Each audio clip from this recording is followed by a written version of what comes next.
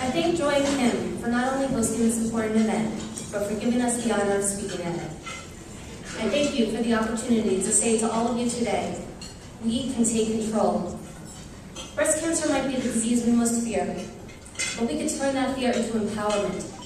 We can fight this horrible illness before it strikes by learning our risk and the options we have to protect ourselves.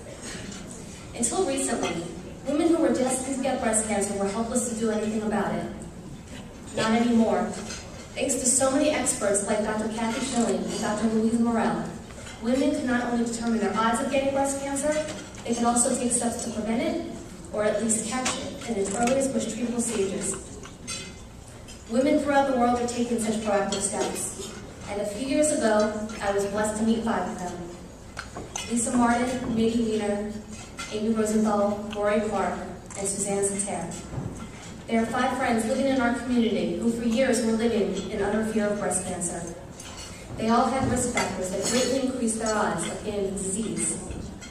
All of their mothers battled cancer, and tragically, some of them lost the war. However, what linked these 5 women was the fact that they each refused to follow in their mother's footsteps, and it was their strength and their bravery that brought them together. When I met these women, I learned that people like them are called Previvors, a term I had never heard before. For those of you who still haven't, a previvor is a person who has not had cancer, but has a predisposition to develop it. In other words, a previvor is a person who has not had cancer, but has a higher than average chance of getting it because of certain risk factors. If a person has a very strong family history of breast cancer or ovarian cancer, that person is a previvor. If a person has tested positive for what's known as one of the breast cancer genes, that person is a previvor. Over time, these 5 previvors told me about their personal experiences. They spoke of the fear they felt with every mammogram, every biopsy. They cried as they walked me through their mother's battles with cancer, and in some cases, what it's like to live without them. But these 5 women were able to take steps to make sure that their own children didn't witness such suffering or experience such loss because of breast cancer. What is incredible for our generation is that we have so many ways to protect ourselves, options that were not available just a few decades ago. There are new surveillance methods that can catch more cancers at earlier stages, pills that can lower risk by 50%, testing that can tell a woman whether or not she has a genetic predisposition to develop breast cancer, and newer preventative mastectomy techniques that can allow women to achieve results that look completely natural. One of the experts I interviewed for the book told me that cancer is still smarter than us. While cancer might still be smarter than us, women like these 5 previvors are able to prove that statement wrong. They refuse to be outwitted by a disease they have seen win far too many battles. They choose strength over fear. Their mothers didn't have this great gift of knowledge or so many means to defy their fate. But we do. We can fight breast cancer before it strikes by knowing our risk and making informed decisions. I tell you this today to empower you. We can take charge. That doesn't mean you have to make the same decisions as these 5 women or anyone else. But learning this vital information for yourself, for your children, or other loved ones gives you control over a disease that has been winning for way too long. These are your decisions to make, and the road you might choose can be a very difficult one. But along the way, women like these previvors, like Lisa, Maggie, Amy, Lori, and Suzanne, want you to know that you are not alone. Here are their stories.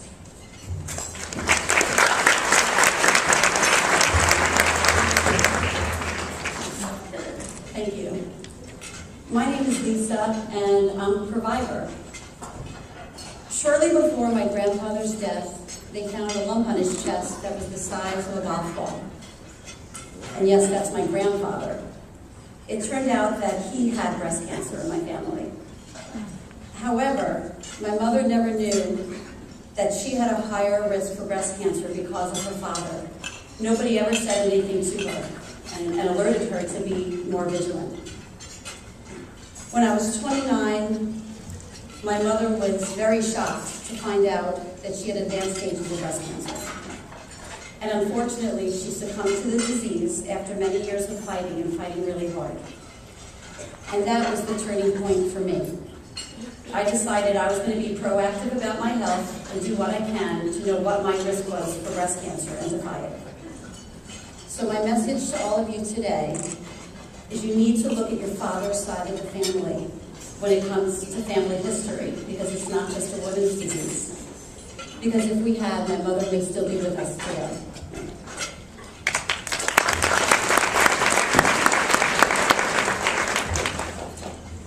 I am Mady, and I am a Previvor.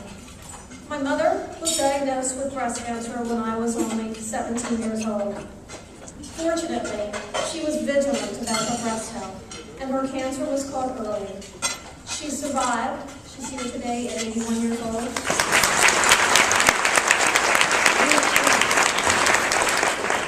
But at that time, she had to endure mutilating mastectomies. One of my mother's surgeons warned me to be cautious with my breast care all my life.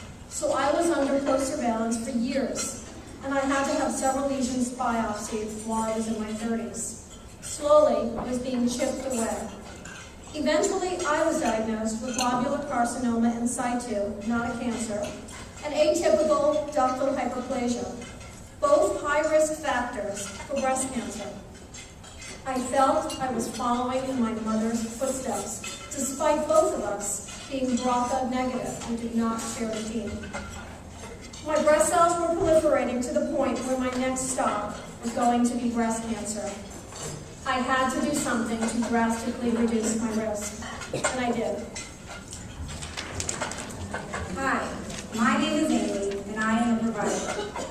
When I was a little girl, I used to think that someday I'd go to college, get married, and have kids. And then eventually, I would get breast cancer. My grandmother died from it before I was born, and my aunt and mother are survivors. Naturally, I assumed I would follow in their footsteps. Eventually, we did find out there was a genetic link to breast cancer in our family, which meant I was at great risk too.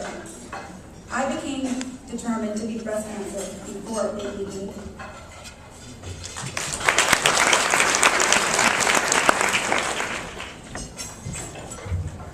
Hi, my name is Rory, and I am a Previvor. Years ago, my mother was told the words, "You have ovarian cancer." 4 words that changed our lives forever. I was by her side at the time, pregnant with my first child, and all I could do was pray for my mom to live. In the end, the cancer spread, and my mother died after years of fighting. 7 years later, my sister got diagnosed with ovarian cancer. Thankfully, she did survive, but my family history encouraged me to seek genetic counseling and get tested for the genetic mutation linked to breast and ovarian cancer. I was surprised to find out that having this mutation meant that I was at risk for both diseases. I never knew in a million years that my family history of ovarian cancer would increase my risk of breast cancer.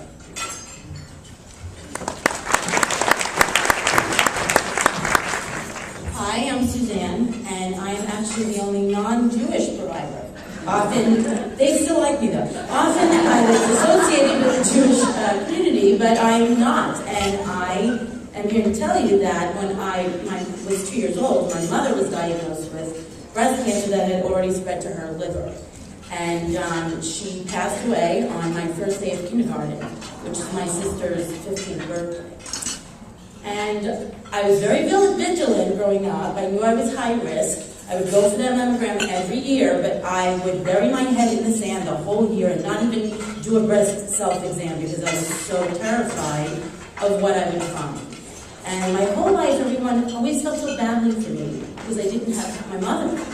And I never really understood what they meant by that until I became a mom. And that was my moment to decide to take my future, my destiny into my own hand and undergo genetic testing, for which I did test positive for the BRCA mutation. The words you just heard are only part of these women's stories. In our book, we delve further into their fears, their decisions, and ultimately their sense of empowerment. Every person in this room likely has a similar story to share, whether it be your own or that of a loved one. But what unites us all is the fact that we are lucky to live in a time where we can learn our risk, and then we can take charge of our health in ways that previous generations never could. Thank you.